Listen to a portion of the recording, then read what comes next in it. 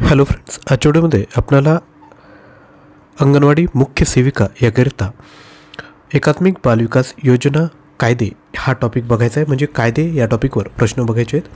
तर हा जो अनैतिक व्यापार प्रतिबंध कायदा आहे यावर परीक्षेत प्रश्न आल्याचं आपल्याला आढळून आलं आहे. तर या धर्तीवर हा जो अधिनियम आहेत यावर जेवढेही प्रश्न तयार होऊ शकतात ते सर्व आजच्या व्हिडिओमध्ये आपण बघणार आहोत. व्हिडिओ काळजीपूर्वक बघा.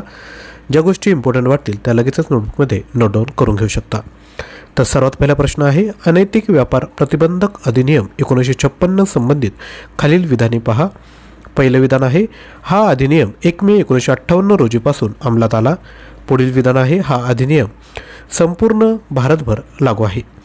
तर यापैकी कोणतं विधान बरोबर आहे? तर लक्षात घ्या, ही जी दोन्ही विधाने आहेत ती अगदी बरोबर आहेत. तर हा अधिनियम 1 मे 1958 रोजीपासून अंमलात आला आणि संपूर्ण भारतात हा लागू आहे. यानंतर पुढील प्रश्न, अनैतिक व्यापार प्रतिबंध अधिनियम 1956 नुसार अज्ञान म्हणजे काय? तर याचं जे डायरेक्ट उत्तर सांगतो, याचं जे योग्य उत्तर आहे ते 16 वर्ष पूर्ण केलेली परंतु 18 वर्ष पूर्ण झालेली नाहीत अशी व्यक्ती, त्याला अज्ञान असे म्हणण्यात येते. पुढील प्रश्न, खालील विधाने पहा. पहिले विधान आहे, अनैतिक व्यापार प्रतिबंधक अधिनियम 1956 मधील कलम 2H मध्येच सार्वजनिक ठिकाणांची व्याख्या करण्यात आली आहे. बी विधान आहे, यानुसार सार्वजनिक ठिकाणात सार्वजनिक वाहनांचा समावेश होत नाही. तर याचं फक्त जे ए विधान आहे ते बरोबर आहे. भले तुम्हाला प्रश्न विद्यार्थी मित्रांनो अवघड वाटत असतील, परंतु एकदा डोळ्या खालून घालून घ्या. याच्यातून जर एखादा प्रश्न आला तर तो आपल्याला परीक्षेमध्ये तो ऑप्शन सिलेक्ट करता आला पाहिजे, हे तुमचं टार्गेट असू द्या. पुढील प्रश्न, अनैतिक व्यापार प्रतिबंधक अधिनियम 1956 नुसार कुट्टणखाना चालवण्यासाठी सहाय्य करणारी व्यक्ती तिच्या पहिल्या अपराधासाठी खालीलपैकी कोणत्या शिक्षेस पात्र असेल? तर ती असेल 1 ते 3 वर्ष सश्रम कारावास आणि 2000 रुपये द्रव्य दंड. पुढील प्रश्न, कोणतीही 18 वर्षावरील व्यक्ती बुद्धी परस्पर व्यवसायाच्या मिळकतीवर संपूर्णतः उपजीविका करत असेल तर ती अनैतिक व्यापार प्रतिबंध अधिनियम 1956 नुसार खालीलपैकी कोणत्या शिक्षेस पात्र असेल? तर याचं योग्य उत्तर आहे 2 वर्ष कारावास आणि 1000 रुपये द्रव्यदंड किंवा दोन्ही शिक्षेसाठी पात्र असेल. पुढील प्रश्न, अनैतिक देह व्यापार प्रतिबंध कायदा 1956 कायद्यानुसार खालीलपैकी कोणत्या कृतीस बंदी घातली आहे? आपले ऑप्शन आहेत, कोणतेही घर, जागा, कुटणखाना वेश्या व्यवसायासाठी वापरणे, भाड्याने देणे, वेश्या व्यवसायाद्वारे उत्पन्न मिळविणे, कोणत्याही व्यक्तीला वेश्यागृहात जाण्यास प्रवृत्त करणे आणि वेश्या महिलेच्या वतीने ग्राहक शोधणे. तर कशावर बंदी घातली? तर हे जे सर्व आहेत यावर विद्यार्थी मित्रांनो बंदी घालण्यात आली आहे. यानंतर पुढील प्रश्न, कोणतेही प्रार्थनास्थळे, शिक्षण संस्था, रुग्णालये, वसतिगृहे किंवा पोलीस आयुक्तालयाने अधिकृत केलेल्या सार्वजनिक ठिकाणापासून किती मीटरच्या आत वेश्या व्यवसाय करणे गुन्हा आहे? तर लक्षात घ्या, ही जी संस्था सर्व सांगितल्या आहेत त्यापासून 200 मीटरच्या आत वेश्या व्यवसाय करण्यास गुन्हा विद्यार्थी मित्रांनो मानण्यात आला आहे. पुढील प्रश्न, अनैतिक देह व्यापार प्रतिबंध कायदा 1956 नुसार विधान आहे, शिक्षेस पात्र प्रत्येक गुन्हा दाखलपत्र आहे. बी विधान, पोलिसांना तपासासाठी वॉरंटची गरज नसते. तर याचे हे जे दोन्ही अ आणि ब आहेत हे दोन्ही विद्यार्थी मित्रांनो अगदी बरोबर आहेत. यानंतर पुढील प्रश्न बघायचा आहे, वेश्या व्यवसायासाठी स्त्रियांचा पुरवठा करणे, फूस लावणे, पळविणे या गुन्ह्यांसाठी कोणती शिक्षा आहे? तर यासाठी विद्यार्थी मित्रांनो 3 ते 7 वर्ष कैद व 2000 रुपयापर्यंतचा दंड ही शिक्षा आहे.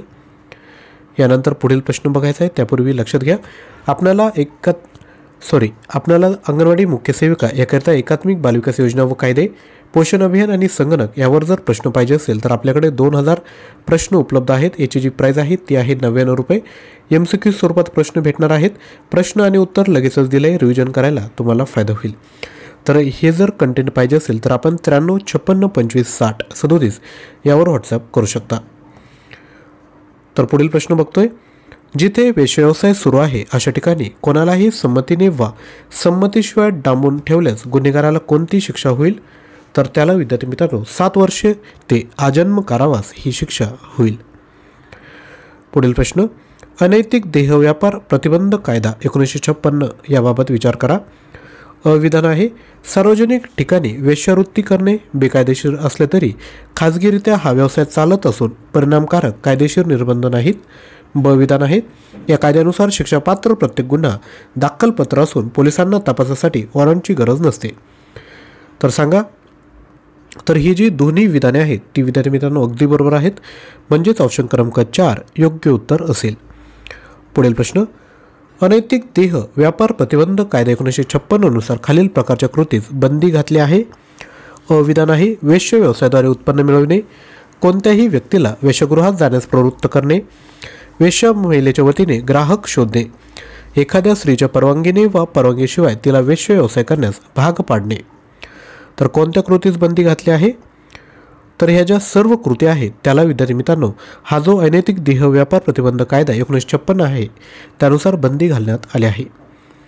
पुढील प्रश्न, अनैतिक देह व्यापार प्रतिबंध कायदा 1956 मधील कलम 10A मध्ये खालीलपैकी कोणती तरतूद करण्यात आली आहे? तर ती करण्यात आली आहे सुधार संस्थेतील स्थानबद्धता. पुढील प्रश्न, अनैतिक देह व्यापार प्रतिबंध कायदा 1956 मधील खालीलपैकी कोणत्या कलमानुसार सुरक्षा गृहे स्थापन करण्यात येते? तर ते करण्यात येते कलम 21 नुसार.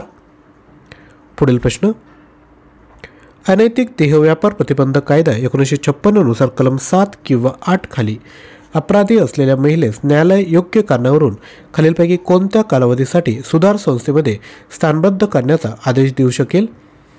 तर योग्य उत्तर आहे 2 ते 5 वर्षापर्यंत. पुढील प्रश्न बघायचा आहे. तसेच लक्षात घ्या, एकात्मिक बालविकास योजना व कायदे, पोषण अभियान आणि संगणक यावर 2000 प्रश्न आहेत. प्राईज आहे 99. परचेस करण्याकरिता 9356556034 यावर व्हॉट्सअप करा.